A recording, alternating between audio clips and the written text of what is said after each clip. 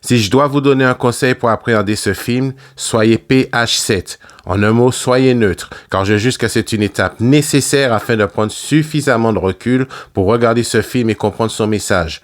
Par contre, mon regret, c'est que ce soit ce putain d'UV-Ball qu'il réalise, et connaissant son pédigré et son palmarès cinématographique, ça m'énerve mais d'une force. Calme-toi, calme-toi.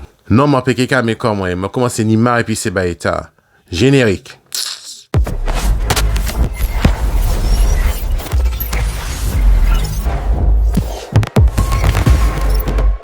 Salut chers amis et chers abonnés, j'espère que vous allez bien. Je ne suis pas le plus savant des hommes, mais je n'aime pas qu'on se moque de mon intelligence. Et UV-Ball m'a pris par les burnes et a joué sans vergogne avec. Moi qui ai plutôt un langage châtié, je dois avouer que ce réalisateur m'a fait sortir de mes gonds. Je vais laisser le réalisateur un peu de côté et je vais me concentrer sur ce film et son message qui a quand même le mérite de lancer un pavé dans la mare dans la pensée de tous. Même s'il y a beaucoup de choses à dire, j'irai droit au but et après le contexte, je spoilerai assez vite ce film après une partie sans spoil où j'en ferai un synopsis rapide et je terminerai par une conclusion en forme de coup de gueule. Bon, assez parlé, on commence par le contexte. Citizen Vigilante est un thriller américain, allemand et croate réalisé par UV-Ball que je considère comme l'un des pires réalisateurs au monde et dans toute l'histoire du cinéma. Et oui, j'ai parlé de PH7, mais c'est dur de rester neutre face à tant de médiocrité.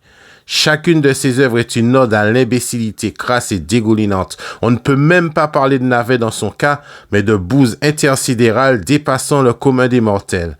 L'apex, le paroxysme, la quintessence de la nullité. Encore pire que le zéro absolu. Bon, j'ai assez craché ma valda, ce n'est pas le but de la vidéo. Revenons à nos moutons. Alors, qui s'est occupé du scénario? Ah ouais, encore lui. Bref, on n'échappera pas à son omnipotence vu qu'il est aussi producteur. Tant pis, autant boire le calice jusqu'à la lie. Ce film est sorti le 19 juin 2026 aux États-Unis et non en Allemagne, pays où vit UV-Ball, car il a reçu une fin de non-recevoir de la part du FSK. Einwillige Selbstkontrolle den Filmwirtschaft. J'ai fait allemand LV3 au lycée et j'étais parmi les meilleurs. Franchement, Embré d'humour ne fait jamais de mal. Cette entité, le FSK, est chargée de classifier les films pour permettre leur exploitation au cinéma.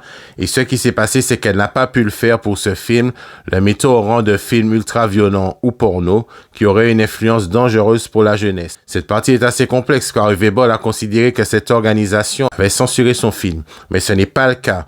Le choix de diffusion d'un film non classifié est décidé par le tribunal allemand, qui peut considérer que le film est dangereux et non exploitable.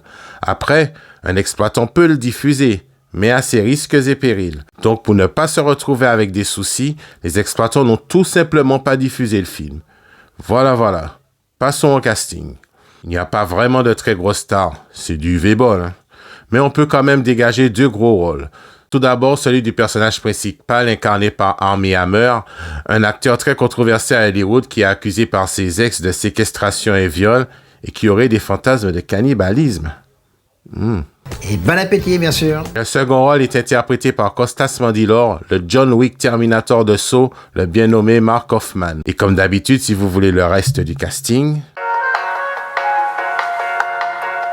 Le tournage a été réalisé en Croatie en janvier 2025 et s'est achevé en avril 2025. Petite anecdote, ce film devait s'appeler The Dark Knight, mais il a dû changer de titre devant une lettre de mise en demeure de Warner Bros. Qui détenait les droits depuis le film de Nolan. Chapeau bas. Oh merde! Oh, c'est con ça! Et en dernier lieu, on pourra noter que pour ce film, UV-Ball s'est inspiré d'un fait divers sordide qui s'était déroulé en 2016 à Hambourg, où une jeune fille de 15 ans avait été victime d'un viol collectif par 9 hommes issus de l'immigration, qui furent condamnés pour 8 d'entre eux à du sursis et pour l'autre à juste 2 ans et 9 mois de prison. Tout à fait révoltant. Bien, on va foncer dans le tas en attaquant la partie sans spoil. C'est parti. De quoi parle ce film? On nous raconte l'histoire de Michael Sanders, un Américain, ancien de l'armée, qui s'est installé à Zagreb et qui, voyant l'inaction du gouvernement et le manque de justice qui peine à endiguer la violence du pays, décide de se faire justice lui-même et de devenir un vigilante où il punit à la fois des criminels et des fonctionnaires corrompus. Son action entraîne une forte vague de soutien de la population qui le considère comme un héros, mais aussi sa traque par Henry, le chef de la branche européenne d'Interpol, qui le considère plus comme un danger pour la société. En résumé, voilà ce qui se passe. Pas le temps pour développer, direction spoil. Alors, qu'est-ce que j'en pense? Alors, on va mettre les choses au clair vite fait, histoire qu'on n'ait pas à y revenir. J'aime les Vigilant Movies. J'ai pu en voir beaucoup et je vais vous en lister quelques-uns que j'ai bien aimés.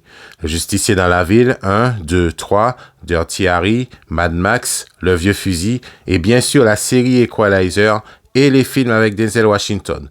Je pourrais en citer d'autres qui étaient de qualité médiocre, mais ceci tend à vous montrer que je suis suffisamment armé pour discuter de ce fameux film. Car malgré le fait que je fasse abstraction du Voldemort qui réalise ce bijou cinématographique, ce film n'est pas bon et ce, sur plusieurs points dans la forme. Le premier en ce qui me concerne, c'est la musique, vraiment mauvaise. Tout ce qu'il y a de plus générique, une boucle agaçante, en particulier lors de la descente des flics. Une diarrhée auditive. La manière de filmer n'est pas géniale, avec des coupures et des transitions des fois vraiment mal faits. Les plans sont pas super, oubliables au possible, et honnêtement, rien de ce film m'a choqué. Peut-être je suis moins sensible vu que j'ai l'habitude de mater des films plus subversifs que ça. Voire peut-être même plus gore. Après, oui, il y a 2-3 scènes qui sortent un peu de l'ordinaire du film, mais pas suffisamment à mon goût. Le film dure 1h30, mais bon sang, je me suis emmerdé au possible. Je l'ai vu sur YouTube et d'habitude, j'arrive à rester concentré, mais là, ce n'était pas le cas. J'avais dit précédemment que Costas Mandylor, dans son rôle de Hoffman dans Saw, était un ersatz de John Wick et Terminator. Eh bien, Hammer, on pourrait le comparer au T-1000 de T2. Inexpressif au possible, un regard qui en dit long sur ce qu'il s'apprête à faire, et c'est pas forcément un ami qui vous vaut du bien.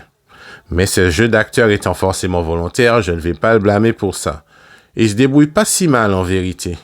Et cette fameuse scène où il tue les 6 violeurs et la famille de l'un d'entre eux qui avaient agressé une jeune fille, pour moi, bon, il n'y a pas plus de choc que ça.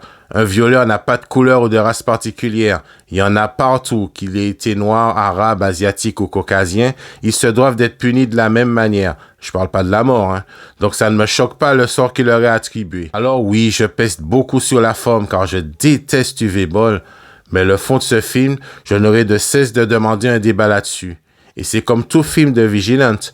Ce genre qui était tombé en disgrâce et en désuétude doit revenir sur la scène cinématographique. Ça me casse les beaux mots que ce soit UV Ball qui le remette au goût du jour, mais il se doit d'exister. Et là, c'est très bien. Et le message à retenir, c'est de ne pas se laisser berner par les gens qui ont conspué ce film à tort et qui l'ont interdit, car au final, ça a plus attiré la curiosité qu'autre chose des gens qui ont cherché à le voir, que ce soit sur X ou sur YouTube. Sur le coup, chapeau bas à UV Ball sur cette action. Bon, j'en ai assez dit. Il est temps de conclure. Au final, que doit-on retenir de ce film? Est-il réellement le film coup de poing qu'il se veut être à nos yeux?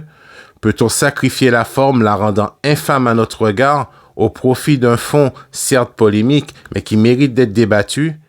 Eh bien, je vous laisserai maître de votre interprétation. Car même si je lui glisse un 2 sur 5, je ne ferai pas comme l'Allemagne, je l'autoriserai à sortir en salle afin que les gens se rendent compte et puissent donner leur avis. Mais ce film a un fond qui peut et qui se doit d'être débattu dans notre société.